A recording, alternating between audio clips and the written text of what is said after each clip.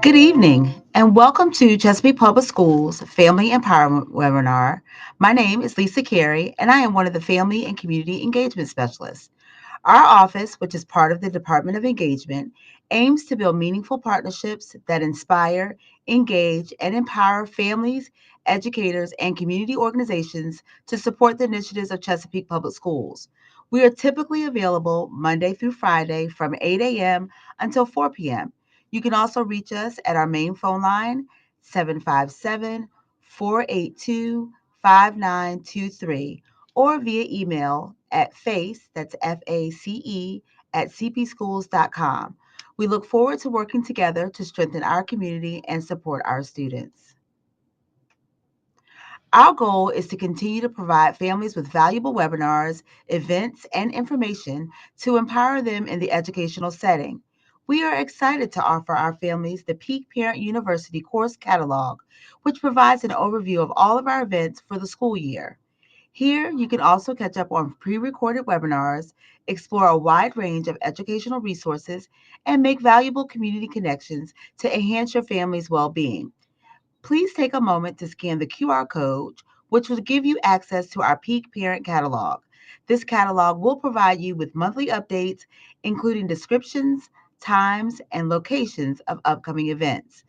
We hope you will join us for our next few events, which are listed on the screen. You can also go to cpschools.com and in the search menu type Peak Parent.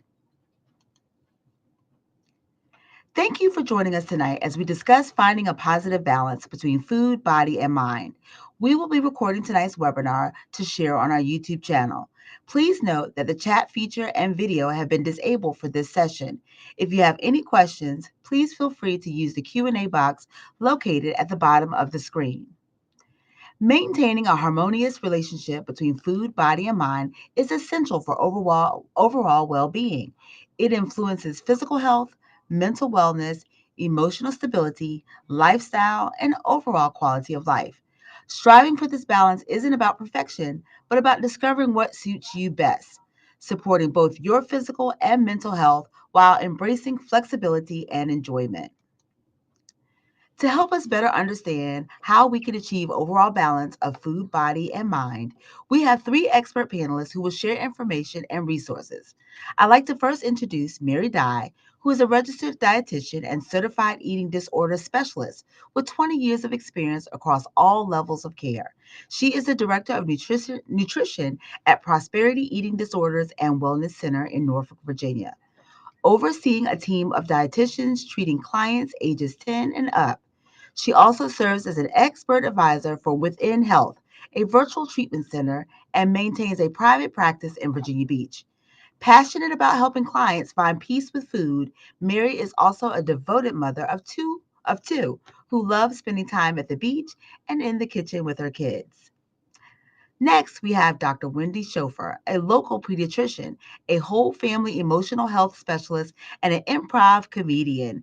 She founded Family in Focus to help families manage stress and build healthy relationships with food, body, and self preventing disorder eating at every age and weight. Last but not least, Dr. Suzanne Salisbury is a dedicated professional school counselor with a passion for supporting student growth and development.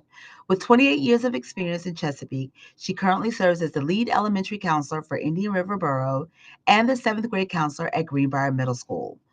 Dr. Salisbury specializes in anxiety disorder, ADHD, sensory sensitivity, and self regulation, among other areas of student support.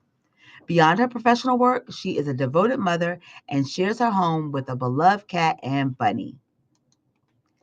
Before I turn the program over to our experts tonight, we will discuss the connections between food and body, mind and body, self regulation strategies, followed by helpful resources.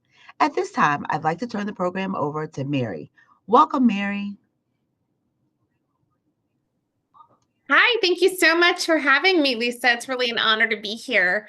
Um, as a parent in your community with kids in public school and different activities, I know that food and getting foods on the table and trying to have family meals can be so chaotic, so overwhelming, and there can be a million messages coming at us. So I'm really excited to be here tonight to talk about balance with these panelists. Um, so yeah, how can we foster a healthy relationship with food and with our bodies and with our children's bodies? I think this is probably the number one question that I get from the side of prevention of eating disorders. As Lisa said, my career has really specialized in the assessment, treatment, and really prevention of disordered eating. And so much of that, when I encounter families, there's all of this talk about the influx of messaging of what is healthy, what is not. And so they come to see me, the dietitian on the panel, really about guidance on food. And I want to make this just as simple as possible so that we can have pleasure and enjoyment in food and fostering positive relationships with our bodies, with the way that we talk about our bodies, the way we talk about food, and making sure that our families are all getting in the nutrition that they're needing. Certainly, if you're on this webinar, I'm imagining you are in some way connected to a person, maybe with the school system. So that's going to mean to me a whole lot of growing bodies that need constant nutrition throughout the day, have really varying needs as growth and development are happening, and probably have a whole lot of preferences from maybe many preferences under one roof. And probably we have some situations where we're short on time and that sort of thing. So we want to make it simple. I think when parents meet with me, they're often really surprised that I'm not doing the whole like dietitian thing of prescribing certain amounts of food and types of food exactly. So let's go on and see what we can do here. So I think one thing, if I could just tell every family, across the country, what is the foundational thing that you can do to help foster your child's positive relationship with food and your own, is to neutralize the way that we talk about food and the way that we talk about bodies. And I do think that some of the other panelists are going to touch on this, which makes me so, so happy. But I hear so much talk coming out in this hierarchical thinking about this is good, this is bad, this is okay, this is not, this is healthy, this is not healthy, when it comes to food in our bodies. So I first want to say, all bodies are good bodies and capable bodies and worthy bodies across the spectrum of sizes of bodies. And if we could reinforce that to our kids and help to detach the idea of everything I eat is somehow going to dictate my body, that is a really great foundation. And the next piece in this is really neutralizing the way that we are speaking about foods and our food choices and our appetites. Our bodies need fuel. That is really a foundation. So if we think about energy and energy needs, and every process that's happening in our body is requiring energy. And we often talk about energy in this really, really negative way, and our kids really pick this up. If there's one common thing that I hear from the kids that I work with, and what my own kids bring home from a lot of lessons, is this intensive fear around calories. Calories are simply energy. I feel like I'm so often this great advocate for calories. Calories are really important. They are our energy source of every cellular process that's happening in our body. Energy is required to engage in life, to learn, to grow, to be, to have our personalities, to have all the things that make your kids your kids. And I can say that really confidently because I work in a space day to day where I work with a lot of kids who have really kind of flattened out personality-wise. They don't have the energy to do the things that they enjoy, to converse, to learn, to grow. And what do we need to do to get them back there? It's actually first and foremost getting calories in. But we live in a world that so often, to all of us across the spectrum of ages, is really promoting of lower the better when it comes to calories. So if we can just kind of shift out of that thinking and think, what? Food is a really positive thing. Calories are actually a really positive thing. We also have this incredible feedback loop of our bodies of hunger and fullness and awareness when we have those capabilities to check in with our bodies. But the thing is, unless we neutralize the way that we're thinking about food and bodies, we can't actually follow those cues. Because the way our energy regulation is going to work is we need to be in touch with those cues and delivering the body food and fuel when it's feeling hungry, and helping that body to slow down with that when it's giving us those fullness signals, if that's where we're at in our own journey. But at the same time, when we start getting really, really attached to the idea of I can only have a certain number of calories, or this is too few or too many, or this food's good food, this food's bad food, it really starts to cloud our ability to connect with how much energy our body is actually using and needing. So I want to reinforce to everyone, there's no exact right number of calories that everyone needs in a certain day. That's not a thing. We like to think of it as a thing. I think our human brains really like to have a right and a wrong to go by. It helps make sense of the world, but it's a lot more fluid. And particularly with your kids, they're going to go through times where they're having a lot of brain fuel needs, and they're just chugging through that energy because that's what our brains run on. Our brains actually only run on carbohydrates. It's what they're, made to do. So if they have a lot of tests coming up, or final exams, or those seniors writing all those, admissions letters and so forth, that's a lot of brain fuel. So you might notice there's really an uptick in that child's appetite. No judgment, it just is. We often think about the activities our kids might be doing, spending energy in sports and so forth, but I just want to reinforce that everything we do does take energy. I really come from a place of trying to not promote any sort of calorie counting or quantifying of energy. It is one of the things that we know is such a foundation in that journey into disordered eating and compulsive thinking about food. So we want to detach from that and really try to trust our bodies. And the way we're going to help our kids trust our bodies is by modeling that we are working on, if we're not quite there yet, but we're working to trust our own bodies. And so just cleaning up that language to neutralize, anything where we might have that previous thinking of, oh, I'm so bad I ate the chocolate cake, I have to go to the gym. No, you know what? Chocolate cake's really enjoyable. I enjoyed it. I'm moving on. My body wanted something sweet in that moment. That's what I had. And I didn't steal a cake. I didn't do anything bad. So food is deserved and needed. We are all worthy of having food. And then, so I wanted to clear up just a little bit with the calories. I'm going to actually stay on this last one a little bit, with micronutrients also being really important in there. So I kind of hit on it, but making up our calories is carbs, fat, and protein. And those are our macronutrients. I hear a lot of people talk about macro distribution or being on certain macro breakdowns. And I actually hear a lot of kids using this language, a lot of our high schoolers also. But when we think about this mind-body connection and giving our bodies, including our brains, everything it needs to run healthfully, mentally and physically, we need some of our diet is carbohydrates, really most of it. Some of it's proteins, and some of it is fats. And we need all of these things to do the jobs that our body needs to do. Cutting out any food group is not a healthy thing for our bodies. So anything we can do to discourage the cutting out of, certain types of foods. All right. So here, because I do have people that sometimes have a lot of questions when they come to talk about nutrition. So those were the big things: calories or energy. We're getting our calories through our carbs, fat, and protein. And then I like to think of those various carbs, fats, and protein sources. They're bringing with them, like, to the party, these other parts sometimes. And sometimes those are vitamins or minerals. Maybe they're carrying with them some hydration, that kind of thing. So vitamins, just to make it real simple, because I know a lot of parents will sometimes ask, like, how many fruits, how many vegetables, or they'll get really, really nervous if their child is not receptive to vegetables. That's actually really common. They taste really, really bitter on the palate of most growing kids.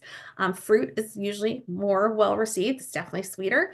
That's okay. We're really going by color. So I say, look for color. Try to get multiple colors in every day.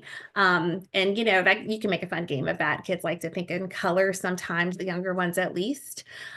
We need minerals. Minerals help to balance out our electrolytes. So sometimes, we might even think of some, salts and things, as sometimes people have a really negative connotation, and certainly too much of anything isn't great for us. But, salt's a really important one, especially during the summertime where kids are out sweating and doing that kind of a thing. So we want some mineral balance too. So popular drinks and stuff, Gatorades and all that a lot of kids tend to gravitate towards might have that. So there's always something positive we can point out in different foods. I touched on the carbs already, but yeah, they're really what our brain is running on, and they're our quick energy, our quick boost energy. The thing about most carbohydrates, though, is we kind of run through them a little fast. It's like the first thing our body's going to get to. And it's our incredible delivery system of nutrition when our body is sensing that we're needing more energy and we're needing it quick. Carbohydrates are the only nutrient or macronutrient, I should say, that actually start to be absorbed into our body as soon as they hit the tongue. So I always like to tell people this, because no wonder if we've been a long time and we haven't eaten, or we've been expending a lot of energy, or we just haven't been eating enough, we develop usually pretty intensive cravings for high carbohydrate foods. Well, our body's really genius. It knows that if it asks for carbs, as soon as it hits our tongue, we have an enzyme on our tongue that breaks it down and delivers the nutrition. That's why we have like lots of carbs at checkouts and stores and all around. It's a human experience to really want them. Unfortunately, that comes with a negative connotation sometimes, because most humans have had an experience of getting too hungry and then really needing fast carbohydrates. The lower the fiber, the higher the sugar that carbohydrate might be, the more it's going to give you that quick response. So again, there's nothing bad about that. That's not a willpower issue. That's just hey, we needed some fast fuel. But what we might do with that is really balance in fibers. I didn't put fiber on this slide. I probably should have. The fibers, like the skins of fruits, the husks on a whole grain. Those are really rich items that kind of act like a scrub brush in our body, and they slow down our carbohydrate absorption and digestion. Proteins are another piece of this. So proteins we often think of from, animal sources like our meats. Our dairy has a lot of protein also. Beans, nuts, seeds, really rich in protein. It's just a bigger molecule. It takes our body a little bit more work to work it down. So it's going to slow down those carbohydrates. So we're not getting these up and downs in our energy level. And then lipids, AKA fats. People sometimes have a negative thought of the word fat. We call them lipids in nutrition world. But they're key for satiety, and satiety is that keeping that full, satisfied feeling. So yeah, we want to pair stuff together. And a lot of times our kids are kind of going back and forth wanting like just the candy, just the fruit roll-ups, just the fruit or whatever. So I would say let's kind of pair it. Like maybe we put a cheese stick with it, maybe with some milk with it, some nuts, some peanut butter, if we don't have allergies happening all around here. Something that we can pair it with to help slow that down and help to regulate their energy level, so that they're not kind of on this up and down space. Okay, so with that, there's the foods that we're actually eating. Yes, they do matter, sure. And I really trust that bodies really know what they need. And over time, bodies really start to develop, this is where we get our appetite, our interests, our cravings, our palates when it comes to food, is kind of knowing what that body needs. So tuning in, being mindful and paying attention, but then putting it into the idea of consistency. Because even if we're pairing fats, carbs, and proteins, if we're not having a sort of pattern, if we're going many, many long stretches of hours without eating, we're going to be like hitting the floor a lot of the time and really in need of energy. So it's true what they say. Breakfast is really important. Breakfast is the part of, the day when we're eating, where we're waking up and we're letting our body know, you know what, I'm not in a famine. I have access to food if we're privileged to have that access to food in some form or fashion. And it lets our body know, like, we can start doing these cellular processes, getting our metabolism going, and laying a foundation so that we're not on this up and down kind of spike with our energy level. So doing some fat, carbs, and protein all together in breakfast, really key to kind of making it through that first part of the school day or work. And we want to plan for meals and snacks throughout the day. Most bodies really like to be fed or send us cues that they're needing to be fed roughly every 3 to 4 hours. A lot of our kids, it's a lot more frequent than that. I know it can feel like we're always delivering snacks. sometimes that's how they're feeling. Their tummies are a little smaller, or they're burning through that energy and they're needing it. So planning for consistent nourishment throughout the day. Kids are probably not going to make it for a 6-hour stretch. Food doesn't have to be perfect. I meet a lot of families that get hung up on the shoulds and shouldn'ts in their minds. Not to be perfect. Just add some color, add some texture variety, and some different components to that plate. And we want enjoyment. If someone likes the food, that's awesome. We want to like food. We deserve to like food. We want food to be a really positive experience. And we always want to be promoting a really peaceful, relaxed atmosphere around food as much as possible, and eating together. Family meals, love them. So much research on the importance of family meals, but family meals don't have to look like a sit-down dinner every night. This can look like, a parent and a child rolling through Chick-fil-A, sitting together in the car and eating it before practice. It could look like a family breakfast on the weekend. It's really having families figure out what works for them, but promoting that peaceful, relaxed environment, or an opportunity for sharing and literally breaking bread together, and modeling to kids that we're all taking time in the family at some point in the week together to share in this experience. It's a really important one. So I really, really promote that. But I meet so many families that are so stressed about what's going to go on the table that we lose sight sometimes of just the importance of just the structure of eating throughout the day and being together and relaxing around food to really promote that.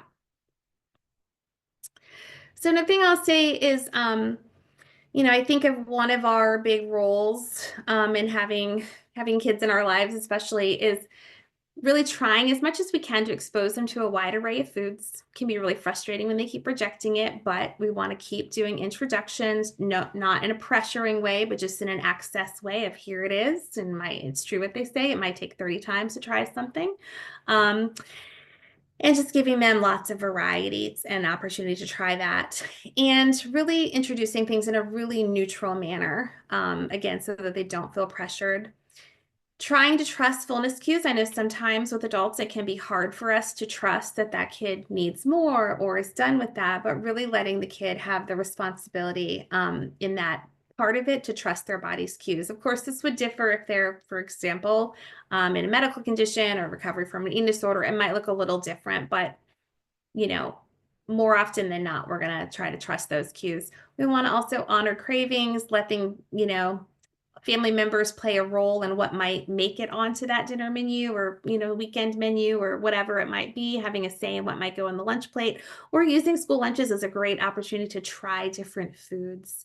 And the other thing I would say, I told you guys what I would say, like, number one is we want to neutralize food and bodies. We also want to try detaching food from any sort of earning or reward system, which I think culturally we're all very conditioned and probably we're raised to do, is to really attach, yay, you got a good grade, now we get this particular ice cream or whatever, but really trying to let foods be detached from always being part of that loop of reward, because it can sometimes be this really big setup for overriding our cues because we're so excited about what that food symbolizes.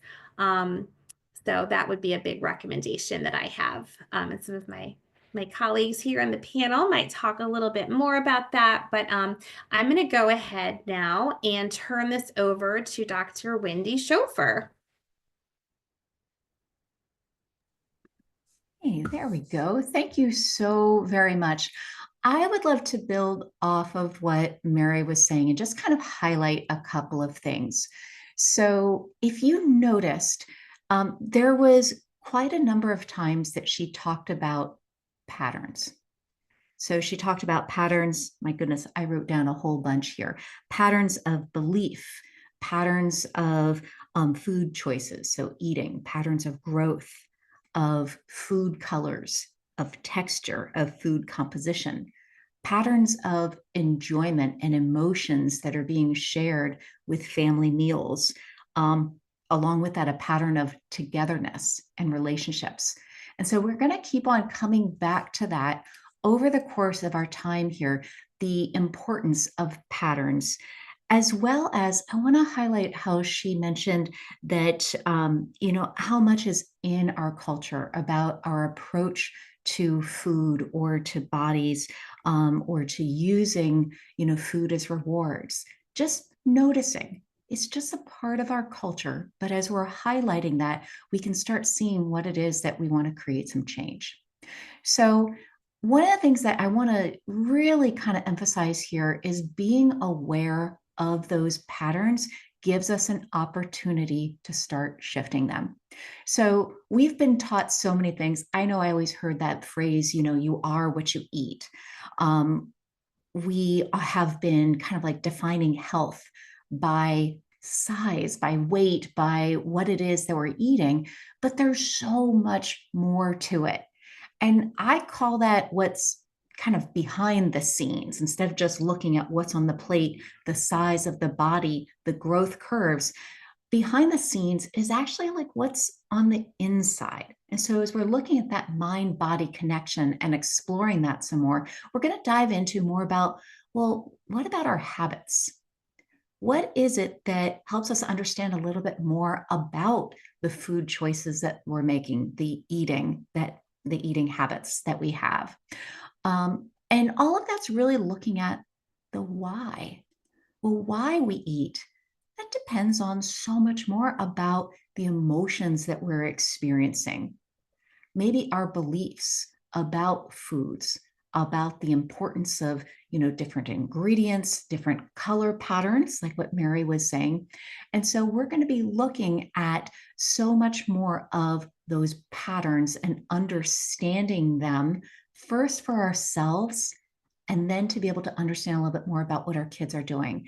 And that's another big part of what Mary was mentioning about how we get to really start being aware of these patterns and the connections for ourselves first. And then when we start getting clearer for ourselves, we can start seeing how they apply to our kids. So, along with that misconception about, eating and weight just kind of being what it is that we see on the outside, well, another part of that is, I hear parents often saying that they have concerns about their child having a disordered relationship with food. Using an example like, they'll eat all the cupcakes if I don't watch or I don't limit them. But in truth, we don't actually know what a child or anyone's relationship is with food just by watching from the outside. We have to get curious about that inside job, about what is it that's kind of leading them to eat in a certain way. And so I use that word curiosity in the prior slide because that's what starts getting us to start asking, well, what else is there? What else am I looking at here? What else is a part of the pattern? Again, Mary mentioned about this culture that we are raising our children in right now. And it is a very body focused culture. We've all been exposed to it, even if we've grown up somewhere else, because we're living here now and our children are being raised in it. There's so much focus on what the body looks like, about size. We naturally, our brains want to compare and order and sort. And so our brains will naturally make comparisons of bigger, smaller, slimmer, not slimmer, kind of looking at all the different contradictions there.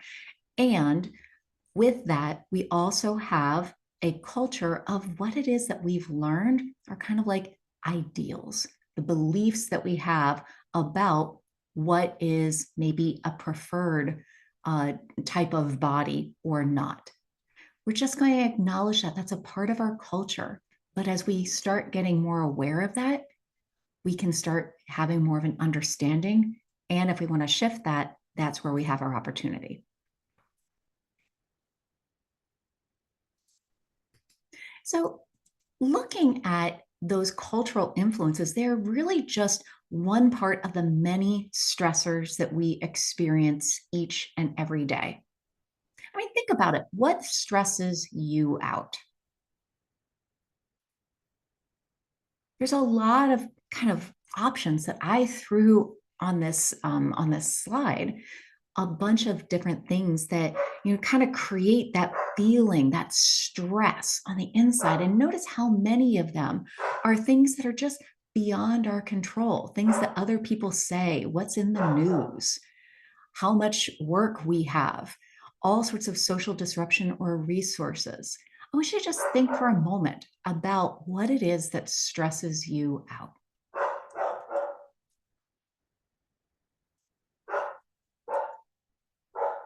And then we'll jump to the next slide then. So those are the things on the outside, those stressors. But what we feel on the inside is the emotion, the experience of stress. Where does that come from?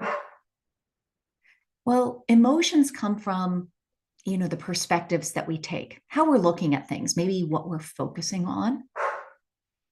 Maybe it's something about what we're anticipating. So what we think is going to happen, or maybe it's a reminder of something that we've experienced in the past. And so we start feeling that on the inside, we have that kind of maybe, the stress, the anticipation of dread. I dread going to work on Monday. Well, that's a stress, that's a feeling. Or maybe it's a memory about what happened last Monday. So just kind of seeing where those emotions are coming from. Well, I bring that up because when we think about emotions, where they're coming from, our perspectives, what we're focusing on, emotions drive our behavior. And think about it. Like, how do you eat when you feel stressed in different ways? What happens, how do you eat when you feel exhausted? I got to tell you, when I come home from a really long day at work and I am just pooped, I don't go to my bed and go take a nap. I tend to stop at the pantry. I don't stop at the refrigerator and go for my fresh food. I always tend to go to the pantry.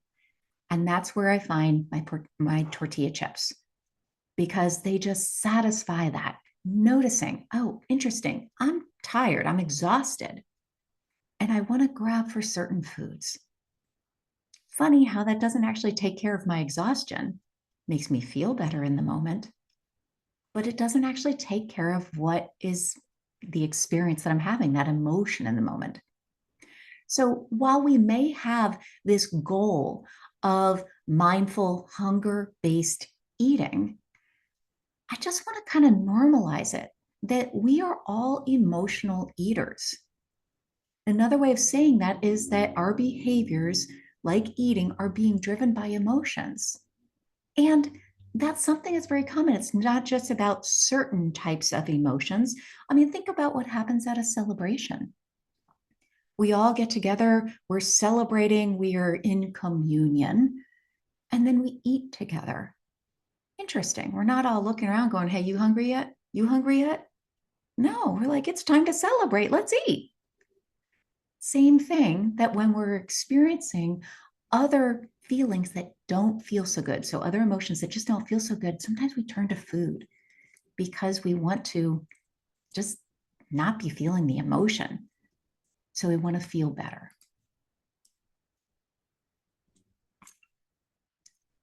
It's all about the patterns. So looking at those patterns of emotion, looking at those patterns of, well, what is it that's happening here with the eating habits? What is it that is kind of leading to this? What's going on in the environment? So using that curiosity that I mentioned before is really helpful to be able to ask, hey, what's going on here? What is the pattern? And having an awareness, an understanding, seeing the relationships of those behaviors, of the emotions, of the beliefs, kind of like what we believe is, appropriate in this area or not, or maybe just the way that we have been raised and what we believe about food, about our bodies, about health. they're all relationships. So the first step in this is always just witnessing the pattern. Just noticing this is what it is right now. I notice that when I come home from work and I am just exhausted, I go to the pantry, straight there. Witness the pattern. No judgment, not labeling it as, emotional eating, because again, in truth, we are all pretty much emotional eaters. We are very rarely just eating strictly because of a hunger cue.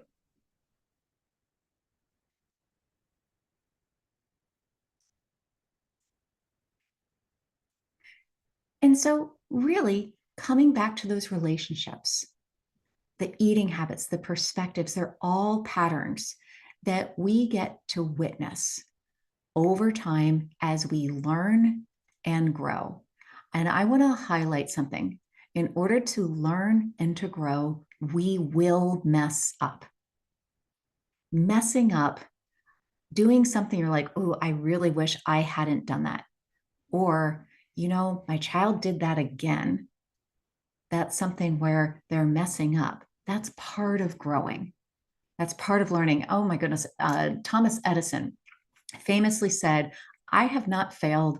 I've just found 10,000 ways that don't work. And he was actually, at that time, emphasizing that his failures were actually valuable steps towards invention. Well, what about if the times that we make a step that we wish we hadn't, so a misstep, if that's just a step towards health? It's a step towards making a different decision next time. And so now I would love to turn the program over to Dr. Salisbury to continue on about stress and stress management. Good evening. When I think about healthy eating and good choices in general, I usually think about these things being closely linked with our ability to self-regulate and manage our stress and situations and emotions. So, like if you think about it, eating and drinking are very highly sensory experiences. We have strong preferences about what tastes good, what we like, and these preferences shape our choices and our desire to select certain things. So, our foods and drinks are tied with our emotions, and eating and drinking certain things help us to feel certain things, and they can be tied with different experiences. And gaining some better control over our emotions and regulating our stress can help us to make better choices in everything we do, including eating and making good choices about healthy relationships. We've talked a lot about emotions and beliefs, and these things are highly tied with our self-regulation abilities. Children and teens are definitely still growing, like Mary said, Dr. Mary said, and Dr. Wendy said, we are learning how to, the children are still learning and growing, and we're not expecting them to be perfect. They're not supposed to know how to do things. They're learning the process of self-regulation. As adults, we're still getting better at it every day. We just have more options about how we can control our environment than children do, and we have a little bit more experience. And so we tend to be a little bit better. The expectations are a little higher for us to be able to regulate. Kids in Target often will have tantrums. Not that many adults have outright tantrums in Target when they can't get what they want, if they don't have a purse that they want or something of that nature. So we know that, but children are definitely still learning. As we're working in this process, is that the children learn and work in this process, that they're being co-regulated with the adults that they work with as they go through things. They look to the adults that are near them, whether that's at school or at home, to help regulate them as they're going through things.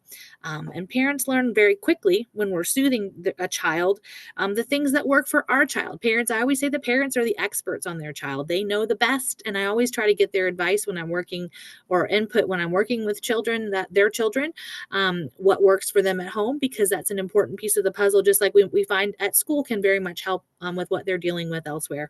And so I believe that, using that co-regulation piece and I want to say that children learn to co-regulate or regulate, self-regulate grows differently in different children. And so not everybody, I hear all the time, oh, they are at this age and they should be able to do that. But to be honest, some kids regulate in different ways and at different times, and that's okay. And some people regulate a little bit slower and they take a little longer, or they may co-regulate a little slower in some areas. Some kids need a little more help with things for a little bit longer, and some became independent in certain areas more, and they remain very dependent in other areas. So co-regulation is highly individual. And again, our ability as adults to help our people to help co-regulate helps them a lot as they see how to manage their emotions, how to make those good choices, how to balance things out, how, to have healthy ideas about things.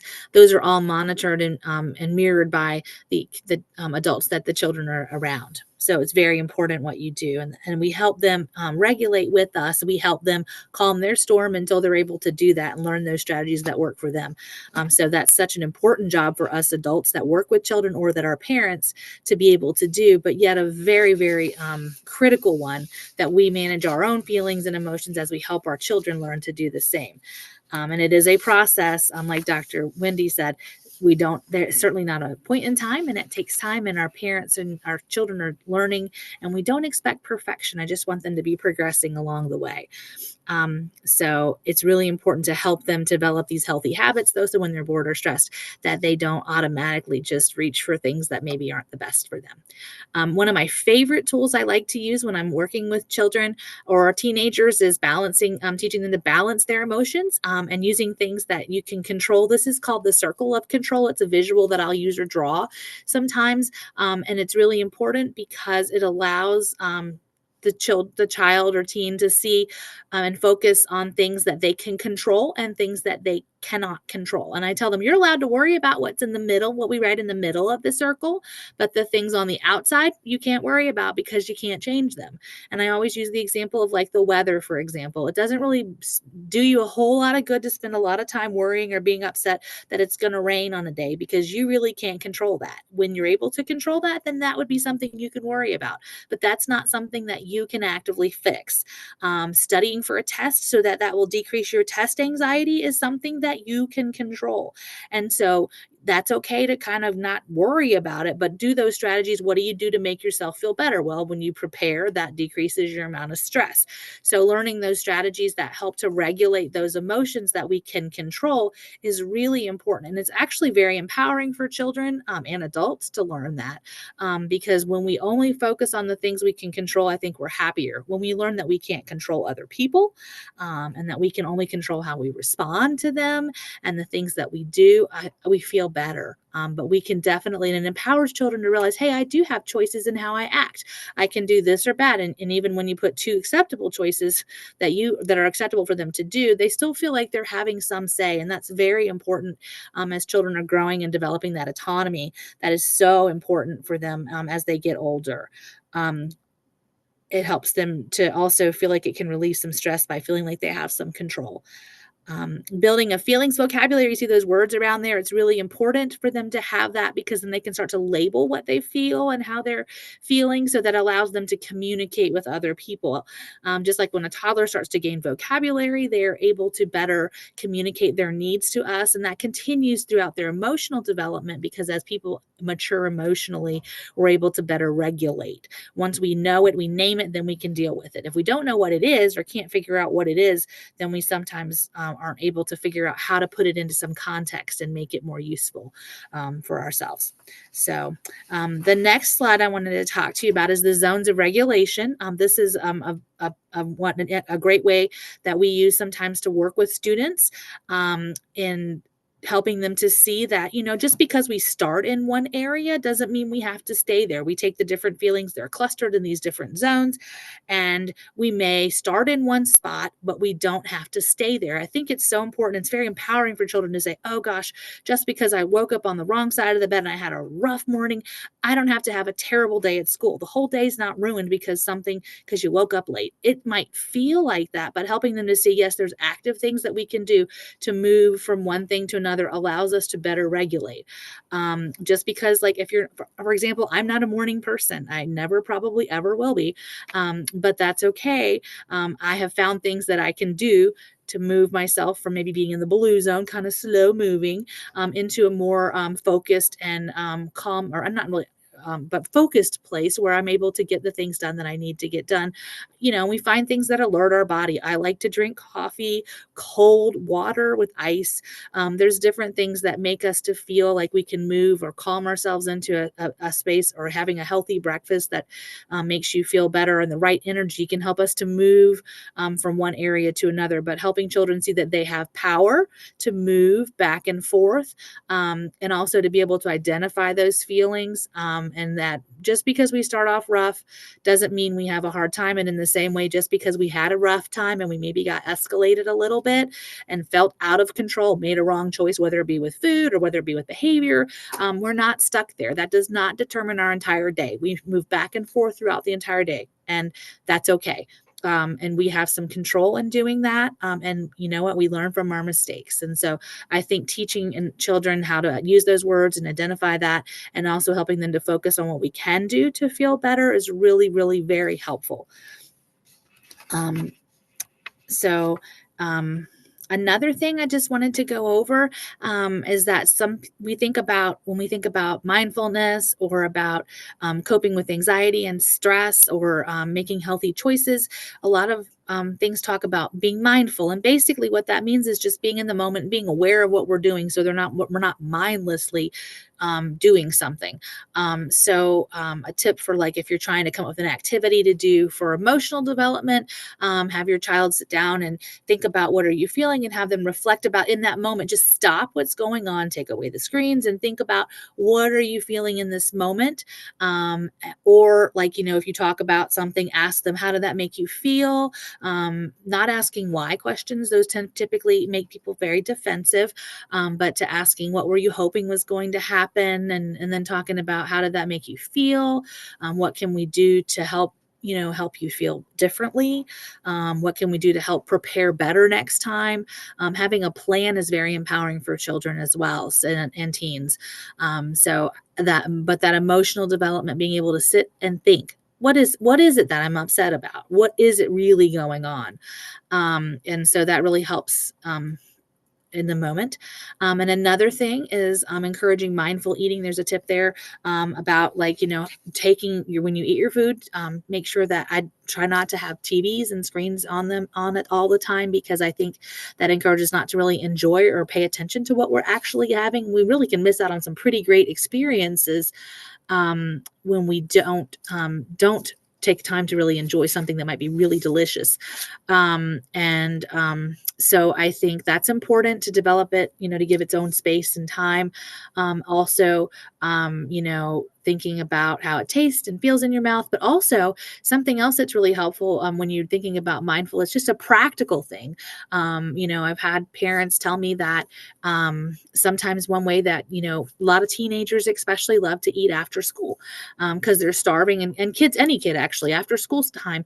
And for teens that may be just starting to stay by themselves a little bit, and don't have a parent watching them all the time or helping them structure that choice, may struggle. So, having a bento box, or like a box, a cute box, or a snackle box, where you can have a few little healthy things in there together. Sometimes a variety of snacks is very pleasing to the palate.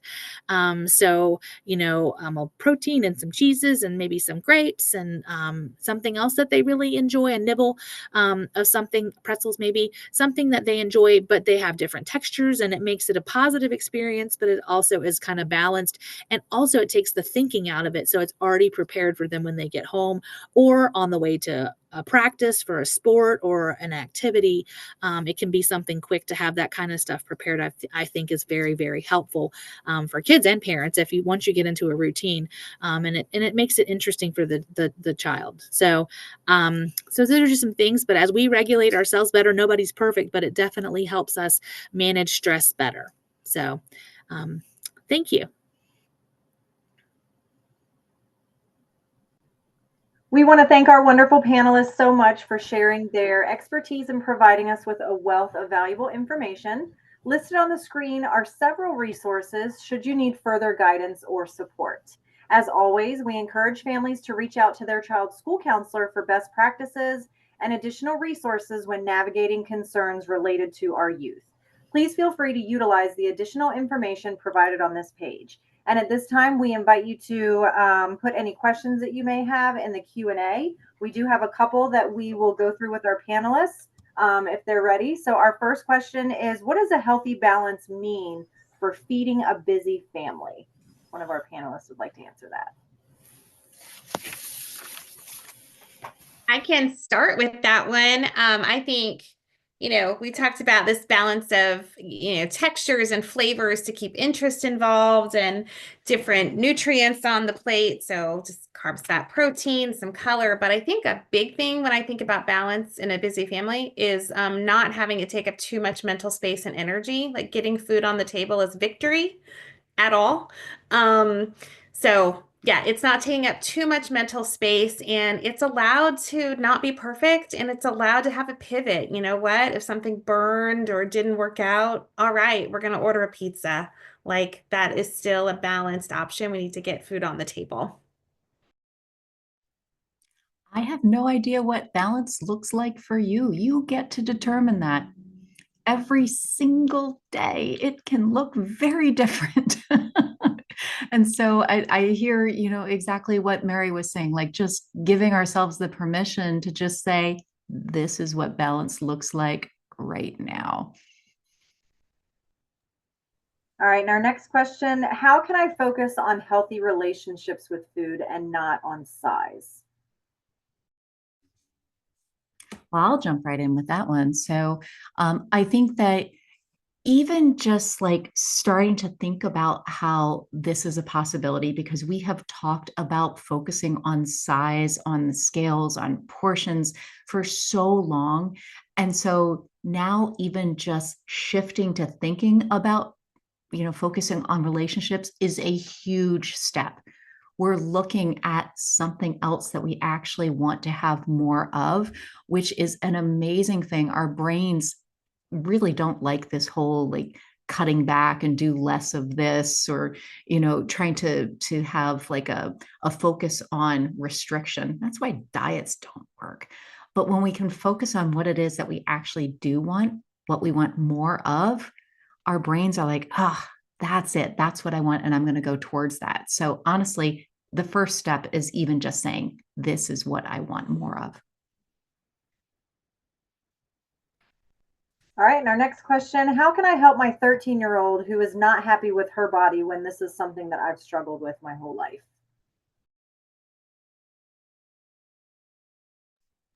I'll start this one, and we probably had we could chime in. I think it's always an opportunity for us to be doing our own work so that we are able to model some more neutrality. And I like to tell people, like, little ears are always listening. So even if you're sort of faking what you're saying externally, yourself starts to hear it, your child is hearing it. And really catching, sometimes when we do know that like that 13-year-old is listening, it does help us to edit ourselves some. And that mom might not buy into it quite yet herself, but starting to just shifting in the mind from, okay, that's judgy, that's mean to myself. How would I talk to a friend? That sort of cliche advice of how would I say this to someone I cared about and loved, and really trying to just say that outwardly, and to not comment on anyone's body, like anyone's body, celebrities, people on the street. We just don't comment on bodies. And when we start to make that kind of idea in our mind that that's an off limits, I think people would be really amazed at what starts to happen in our shifting of looking at and thinking of even our own body. There is no better time than now to start helping ourselves and to recognize, like, this is something that I've struggled with, and now I see my child struggling with it. Well, it's really hard to be able to tell them what to do when we're still trying to figure that out. And so that's where I really bring back that focus to, well, what is it that I need? What are the resources? What are the things, like, what is it that I want to tell her? how to approach her body or what she should be saying to herself. Well, why am I not doing that for myself? And I think that this is kind of like the big light bulb that went off for me when I was recognizing that as my kids are going through these things, as they're struggling themselves, I need to be in a place where I am not all caught up in what they're dealing with, but I know that I'm taking care of this for me as well. And I think that that's really bringing together how much of this we've said it's about starting with us and really kind of seeing what we need with our own views and perspectives about ourselves, emotionally, what it is that we need so that we can be in a, I'm hesitating from saying in a better place, but in a good place to be able to support our kids. All right. Thank you very much. Thank you again to our panelists for joining us this evening. And thank you for joining us in this important conversation. If you want to know more about other events hosted by our district, please scan the QR code that's located on the screen. And don't forget to download our app so that you get all of the updated notifications about your child's school and our district. At the end of this webinar, you'll receive a brief survey. Please take a moment to complete this so that we may know more about your interests. As always, remember families and communities work better together. Have a great evening, everyone.